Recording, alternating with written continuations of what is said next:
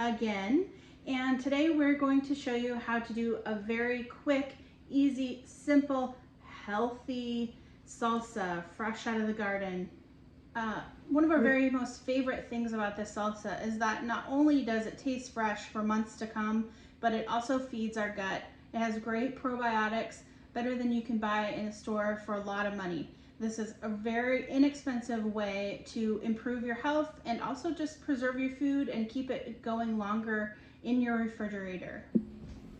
With your garden fresh produce, mostly what you can grow yourself, we have here tomatoes, of course, any flavor, any style, any kind you grew or bought fresh. We have an onion you can substitute with a sweet onion, any kind, even scallions will do, a jalapeno, garlic, limes, cilantro, and our trusty Redmond salt, anything but iodized.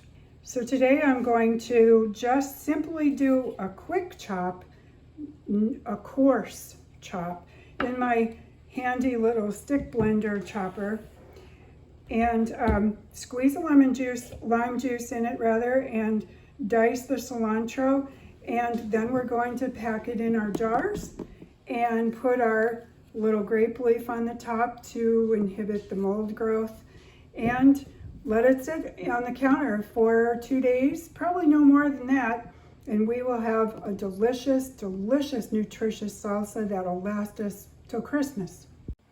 So I've cut up a few tomatoes, about a quarter of a red onion. I have 2 small cloves of garlic. I have 2 small jalapenos already in here. And I'm going to give that a little chop after I squeeze in a little lime juice. I just use a fork. You don't need any special ingredients. Limes don't usually have seeds. This half a lime seems to be pretty juicy, and I'm just going to get started with that. Later on we'll taste it. So I'll put the lid on. This happens to be the little chopper with my stick blender, and we'll give it a rough chop. That's all we need, and we're done.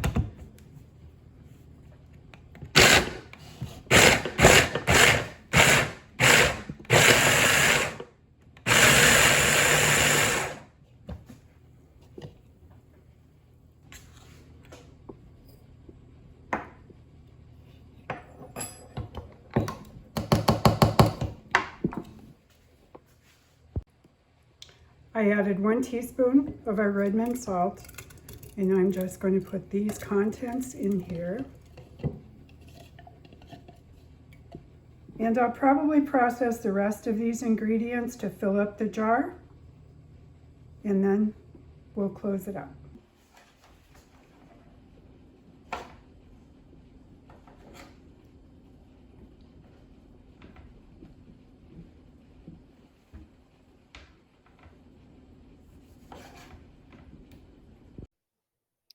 You can feel free to use a large food processor here. Sometimes we like to use the small one in order to quickly and easily process some of the stuff that's coming right out of the garden in small batches. It's sometimes a quick and easy way to just get it done fast.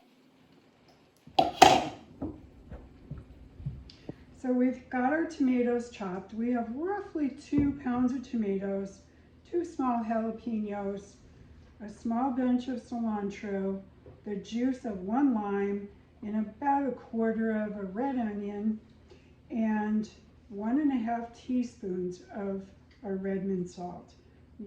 Justine's going to give it a taste test, which is really the basis of how you should judge your ferments.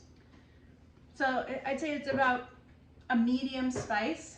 We removed some of the seeds from the jalapeno in order to achieve that. If you really want spicy, you would add all of the seeds and maybe another jalapeno if you really want spicy. But we have a pretty high Texas standard for salsa, and it tastes like a really nice fresh salsa, and I think it will be a little more tangy as it ferments. Just slightly more tangy because we're only going to let it go for a couple of days. we wouldn't want to let it go for any longer because it will get too effervescent, kind of like champagne. So after we have our ingredients in here, it's pretty liquidy, which is fine for what we're looking for. But when you're doing a ferment, it's sometimes when you use your little glass disc to weight it down, my pickle pebbles, my favorite little tools, sometimes they sink to the bottom if your contents are very liquidy. So in this case, I think the best thing I might try is a 1/4 pint jar, which I'm going to nestle in there. First of all, I'll use a pretty firm cabbage leaf on the top. Very gently push it down just to keep the solids below the liquid level.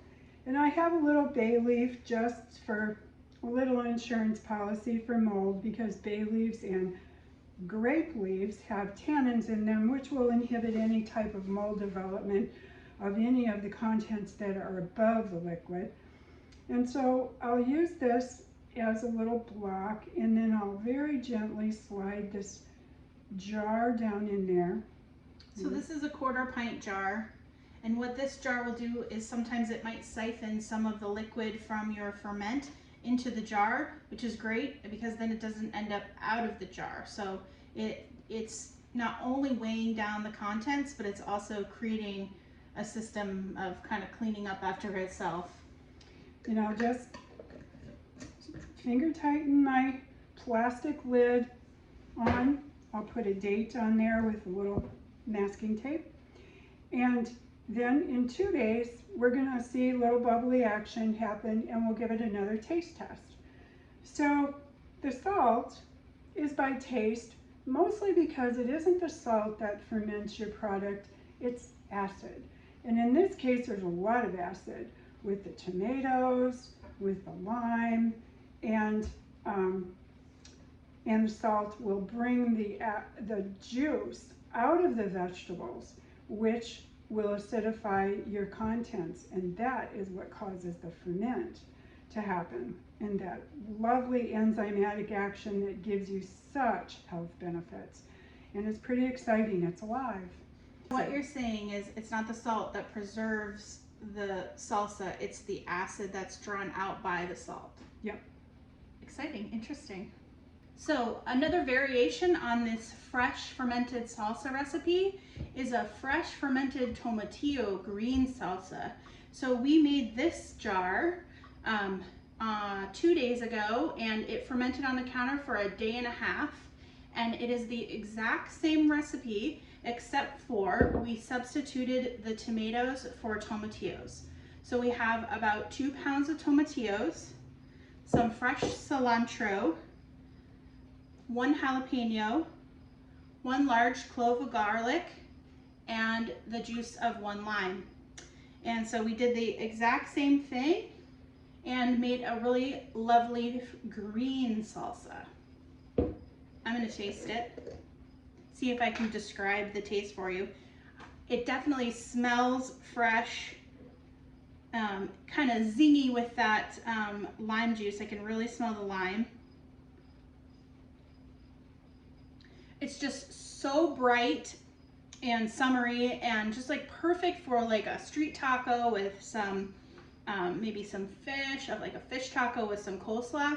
It's really good. So there's 2 ways for fresh salsa that will last in your refrigerator for months, so you can have that fresh summery flavor into the winter time. Hope that this video was helpful for you. We sure enjoyed making these things, and keep watching. You can also check out our fermentation playlist. We've got another video on there about fermenting cherry tomatoes, and we're going to continue to do this throughout the summer as we preserve our own harvest. Hope that helped. Thanks. Bye-bye.